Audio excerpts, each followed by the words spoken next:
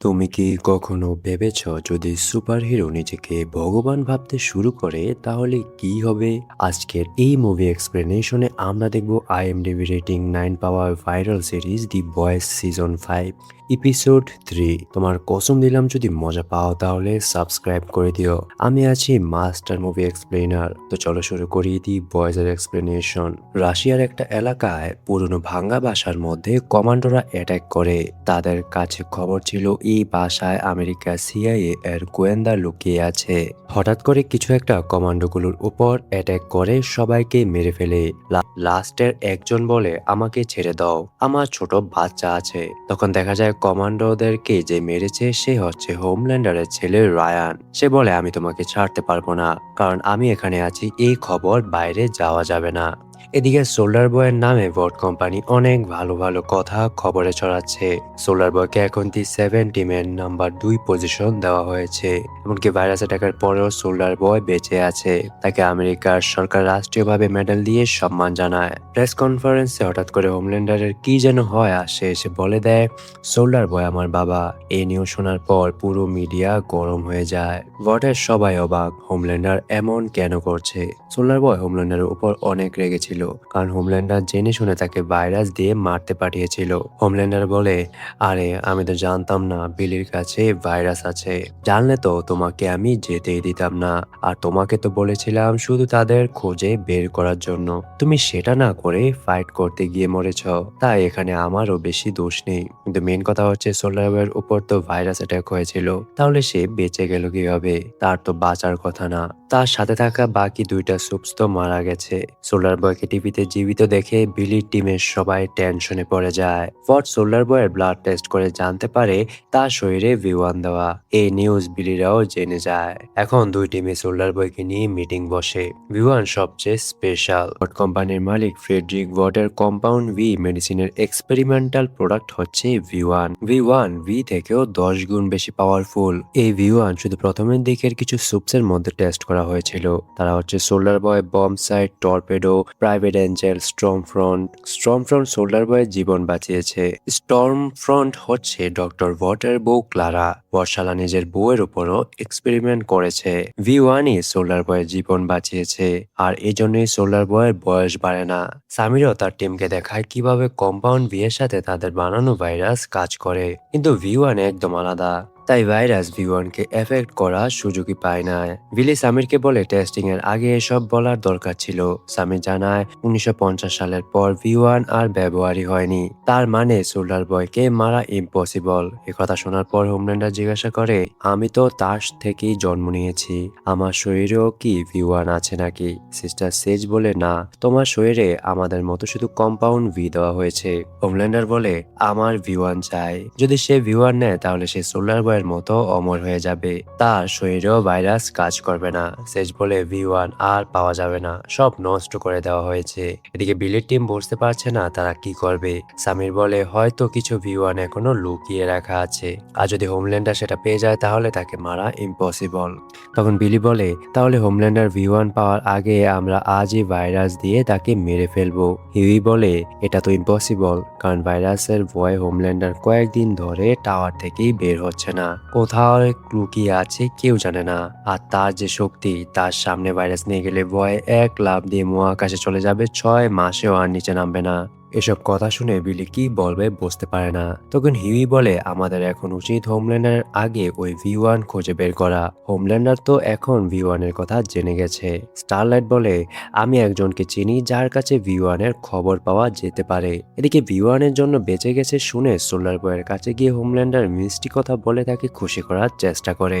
Solar বয় বলে শালা তুই একটা হারামি, ভাইরাস আছে জানার পরও আমাকে ওইখানে পাঠিয়েছিলি যেন আমার উপর টেস্ট করে দেখতে পারিস কিছু হয় কিনা, কিন্তু V1 আমাকে বাঁচিয়ে দিয়েছে, আমি তো সব সময় বেঁচে থাকবো। আর হোমল্যান্ডার তুই হয় ভাইরাসে মরবি, না হয় বুড়ো হয়ে হুইল চেয়ারে বসে থাকবি। এখন এই কোম্পানির মালিক হব আমি, তখন তোর গার্লফ্রেন্ডদেরকে খাটি নিয়ে শুয়ে থাকবো। আরো বলে হোমল্যান্ডার তুই নিজেকে একটু দেখ, তুই শুধু একটা নরম ছোট বাচ্চা, একদম অকাজের, যার কাছে পাওয়ার ছাড়া আর কিছুই নেই। এই পাওয়ার ছাড়া তোর কেউ নেই, তোর কিছুই নেই। এসব বলে সোল্ডার বয় হাসতে হাসতে চলে যায়। আর হোমল্যান্ডার ওইখানে দাঁড়িয়ে থাকে আর ভাবতে থাকে তার সমস্যা কোথায়, কারণ এই ট্রেনে মরার আগে হোমল্যান্ডারকে একই কথা হাসতে হাসতে বলে গিয়েছিল। এরপর বিলির টিম এডগারের সাথে দেখা করে। সে আগে ওয়ার্ডে কাজ করত। সমস্যা হচ্ছে এই এডগারের মেয়ে ভিকিকে বিলি মেরে ফেলেছিল, তাই এডগার আর তার নাতনি জোয়া তাদের উপর রেগে আছে। মজার কথা হচ্ছে ল্যাবে কাজ করা সামির জোয়ার বাবা আর ভিকির হাজবেন্ড। জোয়া জানে তার বাবা সামির মারা গেছে, আর সামির জানে জোয়া আর ভিকিকে হোমল্যান্ডার মেরে ফেলেছে। আসলে মেরেছে তো বিলি নিজেই। স্টারলাইট এডগারকে বলে, আগে যা হয়েছে ওটা এখন মনে রেখে লাভ নেই, আমি তার জন্য দুঃখিত, কিন্তু আপনি আমাদের ভিওয়ান সম্পর্কে যা জানেন তা বলেন, না হলে হোমল্যান্ডার যদি ভিওয়ান শরীরে নেয় তাহলে সে আমাদেরকে মেরে যা করবে আপনাদেরকেও একই অবস্থা করবে। এডগার তখন হিউইদেরকে মাটির নিচে একটা সিক্রেট জায়গায় নিয়ে যায়। এডগারের সাথে মেভরিক থাকে। মেভরিকের বাবা ছিল ট্রান্সলুসেন্ট, যাকে হুই মেরে ফেলেছিল, কিন্তু মেভরিক সেটা জানে না। এডগার মেভরিককে বলেছে হোমল্যান্ডার তার বাবাকে মেরেছে। মেভরিককে দেখে হিউইর খারাপ লাগতে থাকে, কারণ ট্রান্সলুসেন্টকে মেরে সে মেভরিককে অনাথ করে ফেলেছে। এডগার এরপর ভি1-এর কথা বলা শুরু করে। ডক্টর ফ্রেডরিক ওয়ার্ড শুরুতে ভি1 অনেকের ওপর এক্সপেরিমেন্ট করেছে। হাজার মানুষ মারা যাওয়ার পর তাদের মধ্যে থেকে শুধু 5 জনই সফল হয়েছিল। 1950 সালের দিকে ডক্টর ওয়ার্ড ভি1 একদম বন্ধ করে দেয় আর তার নাম নিশান একদম মুছে ফেলে, যেন কেউ না জানে এমন কিছু ছিল, কারণ ওয়ার্ড কখনই তার আনসাকসেসফুল কিছু মানুষের সামনে আনতো না।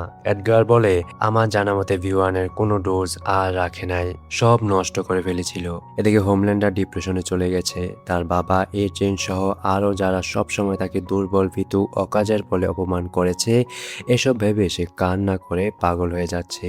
তখন কল্পনা করে মেডিলিন একটি ফেরেস্তার মতো তার সামনে হাজির হয়। মেডিলিন আগে হোমল্যান্ডারকে কোলে নিয়ে নিজের দুধ খাওয়াতো, তাই হোমল্যান্ডার তাকে ভালোবাসতো, যেন মেডিলিনকে খাটে নিয়ে খেয়ে দিত। কিন্তু একদিন হোমল্যান্ডার মেডিলিনকে মেরে ফেলেছিল। মেডিলিন বলে, আমার আদরের বাচ্চা, তোমার কি হয়েছে? তুমি এত দুঃখে আছো কেন? হোমল্যান্ডার বলে, আমার বাবা, আমার ছেলে সবাই আমাকে ছেড়ে দিচ্ছে, আমি একা হয়ে যাচ্ছি। মেডিলিন বলে, এটাই তো হওয়ার ছিল, এটাই ভবিষ্যৎবাণী, কারণ তুমি অমর হয়ে যাবে, তুমি ভগবান হয়ে যাবে, যাকে পুরো দুনিয়া ভালোবাসবে। তুমি একবার ভগবান হয়ে গেলে দুনিয়ার সব মানুষ তোমাকে ভালোবাসবে। তুমি তো অনেক মানুষের উপকার করেছ হোমল্যান্ডার, তুমি হচ্ছে আসল ভগবান। হোমল্যান্ডার বলে, এটা কিভাবে সম্ভব? এখনো লাখ লাখ মানুষ আমাকে ঘৃণা করে।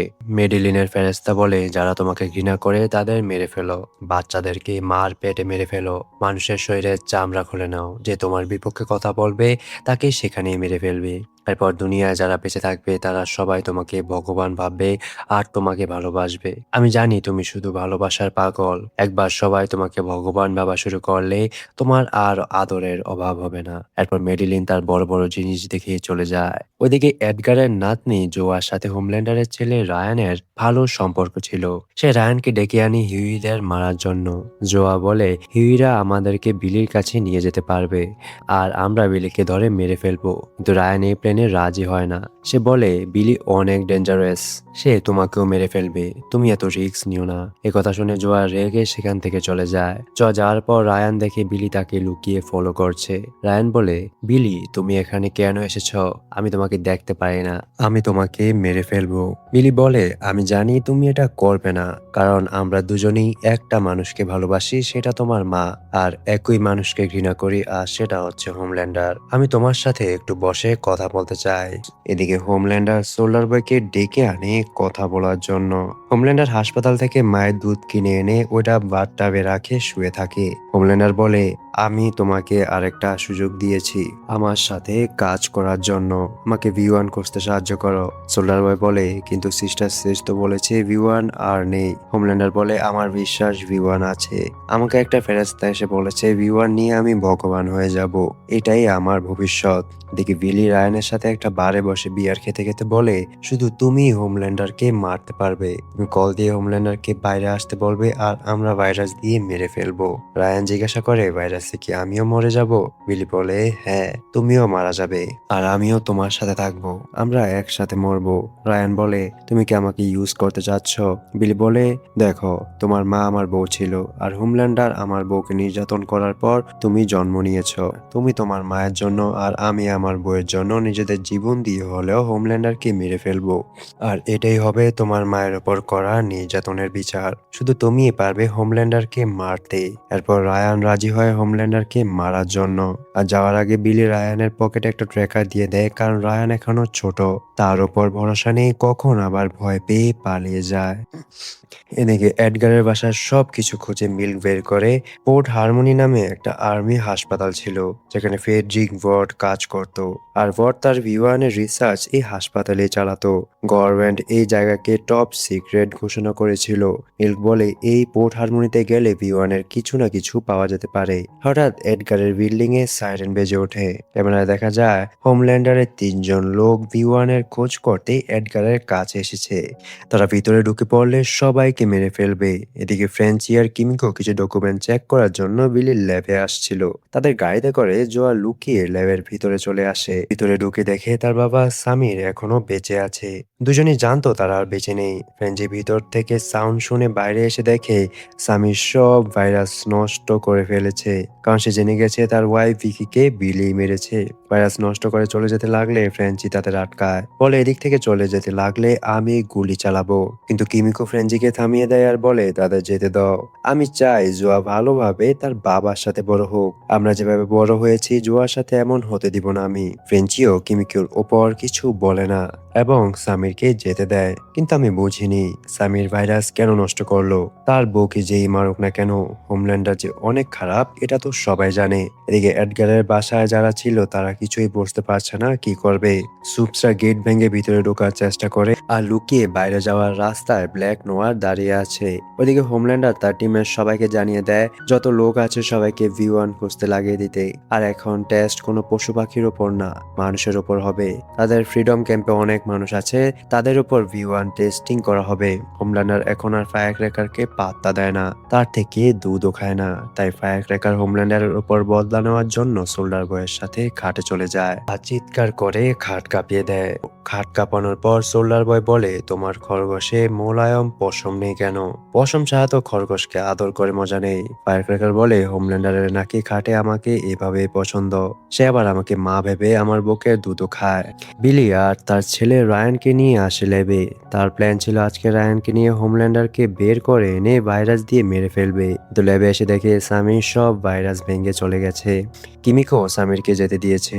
তাই বিলি কিমিকোকে মারতে গেলে ফ্রেঞ্চি বলে, যদি কিমিকোকে কিছু করো তাহলে আমি আর ভাইরাস বানাবো না। ফ্রেঞ্চি নিজেও এসবের এক্সপার্ট, তাই বিলি আর কিমিকোকে কিছু বলে না। কিন্তু রায়ান তো পাগল হয়ে আছে, কারণ বিলি তাকে বুঝিয়ে এখানে এনেছে আজ হোমল্যান্ডারকে মেরে ফেলবে। রায়ানকে দিয়ে কাজ করানোর জন্য বিলি একটা মিথ্যা বলেছিল যে রায়ান অনেক স্ট্রং, সে পারবে হোমল্যান্ডারকে মারতে। আর এখন বলছে ভাইরাস ছাড়া হোমল্যান্ডারকে মারা যাবে না। রায়ান বলে, তুমি মিথ্যা বলে আবার আমাকে ভুল বুঝিয়েছ। তাই রায়ান রাগ করে চলে যায়। হিউই, মিল্ক আর স্টারলাইট এখনো আটকে আছে এডগারের ক্যাম্পে।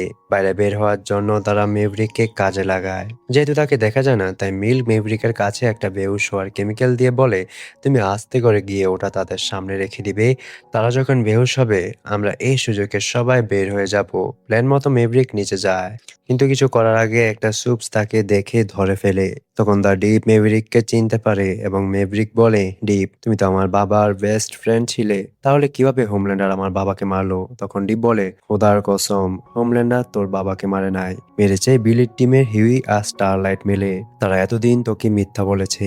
একথা শুনে মেভরিক কাঁদতে থাকে আর নিচে যাওয়ার জন্য দরজাটার লক খুলে দেয়। উপরে থাকা বাকিরা এই জিনিস বুঝতে পেরে সবাই এডগারের সাথে দৌড়ায় সেফ জায়গায় পালানোর জন্য। কিন্তু এডগার আগে বের হয়ে বাকিদের সাথে বেমানি করে তাদের ভিতরে আটকে দেয়। আসলে হিউইদের সাথে এডগারের কোনো ভালো সম্পর্ক নেই, উল্টো বিলি এডগারের মেয়েকে মেরে ফেলেছিল। এই সুযোগ বুঝে এডগার তাদের ধোকা দেয়। কিন্তু এদিক থেকে বের বের হওয়ার আগেই ব্ল্যাক নোয়ার এডগারকে ধরে ফেলে ডিপের কাছে নিয়ে যায়, কিন্তু ডিপ হোমল্যান্ডারের কাছে ভালো শাস্তি ব্ল্যাক নোয়ারকে বেহুশ করে ফেলে দিয়ে নিজেই এডগারকে নিয়ে চলে যায়। এদিকে হিউই, মিল্ক আর স্টারলাইট আটকে যায় বাড়ির ভিতর। এখন সুপসদের সাথে মারামারি করা ছাড়া আর কোনো উপায় নেই। মেভরিক হিউইদেরকে ধরে মারতে থাকে। হিউই বলে, তখন আমি প্রতিশোধ নিতে তোমার বাবাকে মেরে ফেলেছি। কিন্তু মেভরিক হিউইদের কোনো কথা শোনে না, মারতেই থাকে। দুজনের মাঝে মারামারি হয়। হিউই তো মেভরিককে দেখতে পায় না, তাই বাতাসে মারতে থাকে। স্টারলাইট আর মিল্ক মিলে একটা সুপসকে মেরে ফেলে। এরপর স্টারলাইট হিউইকে বাঁচাতে আসে। এসে দেখে একটা ভয়ানক সুপ হিউইর রোমে ঢুকে গেছে। এই সুপসটা হাতের ইশারায় মানুষের শরীরকে বোমার মতো ব্লাস্ট করে ফেলতে পারে। সে হিউইর সামনে এসে একটা শয়তানি হাসি দিয়ে হাত নাড়াতেই হিউইর শরীর ফেটে উড়ে যায়। স্টারলাইটের চোখের সামনে এই সব কিছু হয়, তবুও সে হিউইকে বাঁচাতে পারে না। এরপর স্টারলাইট ওই সুপটার ঘাড় ভেঙে ফেলে ভয় আর কষ্টে কাঁদতে থাকে, কারণ হিউই মারা গেছে। কিন্তু একটু পরেই হিউই উঠে দাঁড়ায়, সে বেঁচে আছে। ওই সুপটা ভুল করে মেভরিককে মেরে ফেলেছিল আর হিউই বেঁচে যায়। এটা দেখে স্টারলাইট হিউইকে জড়িয়ে ধরে কাঁদতে থাকে। ওদিকে আবার রায়ান হোমল্যান্ডারকে ডেকে এনেছে মারার জন্য। হোমল্যান্ডার এসে মিথ্যা ভালোবাসা দেখাতে থাকে। তখন রায়ান বলে, আপনি আমার মাকে কেন নির্যাতন করেছিলেন? এই কথা শুনে হোমল্যান্ডার একটু চমকে যায়, তবুও বলে, না, এগুলো মিথ্যা কথা। বিলি তোমাকে মিথ্যা বলে এসব বুঝিয়েছে। তোমার আম্মা আর আমার মাঝে পরকীয়া ছিল, আর তোমার আম্মা ইচ্ছা করে সব সময় আমার কাছে আসতো। রায়ান বলে, আপনি মিথ্যা বলছেন, তাই আপনার হার্ট বিট বেড়ে গেছে। হোমল্যান্ডার বলে, না না, তুমি হঠাৎ এমন বলছো তাই আমি অবাক হয়েছি, অনেক কষ্ট পেয়েছি, কারণ তুমি আমাকে এত খারাপ ভাবছো। রায়ান হোমল্যান্ডারের কোনো কথা শুনে না, উল্টো তার উপর হামলা করে। হোমল্যান্ডার বলে, তুমি রাগ করছো কেন? আমি তো বুঝতে পারছি না কিছু। তোমার মা সব সময় আমার পিছনে ঘুরতো। এই কথা শুনে রায়ান হোমল্যান্ডারের মুখে একটা ঘুষি মারে। এরপর রাগে হোমল্যান্ডার রায়ানকে ধরে মাটিতে ফেলে ইচ্ছা মতো আছাড় মারে। তবুও তার রাগ কমে না। তখন সে নিজের শরীরের সব শক্তি দিয়ে রায়ানের মুখে ঘুষি মারতে মারতে তাকে ভর্তা বানিয়ে ফেলে আর এদিকে রেখে চলে যায়। হোমল্যান্ডারের মাথায় এখন শুধু ভগবান হওয়ার নেশা। ডিপ এডগারকে ধরে হোমল্যান্ডারের কাছে নিয়ে আসে। হোমল্যান্ডার এডগারকে বলে, তোমার থেকে ভিওয়ানের ব্যাপারে অনেক কিছু জানতে হবে। তার হিউইরা ডিসিশন নেয় তারা হোমল্যান্ডারের আগে পোর্ট হারমোনিতে গিয়ে ভিওয়ান খুঁজবে। কিন্তু স্টারলাইট এখনো হিউইদের সাথে যা হয়েছিল সেটা শোকে আছে। স্টারলাইট বলে, তোমার যদি কিছু হয়ে যায় তাহলে আমি কাঁদতে কাঁদতে এখানেই মরে যাব। আমি আগে একা ছিলাম, ওইটাই ভালো ছিল। প্রেম করে আমি ভুল করেছি। এসব কথা বলে কাঁদতে কাঁদতে উড়ে চলে যায়। এদিকে বিলি রায়ানের কাছে থাকা ট্র্যাকার গিয়ে দেখে রায়ানকে মেরে ফেলে রেখে গেছে। বিলি চেক দেয় রায়ান বেঁচে আছে কিনা। আর এখানেই এপিসোড 3 শেষ হয়।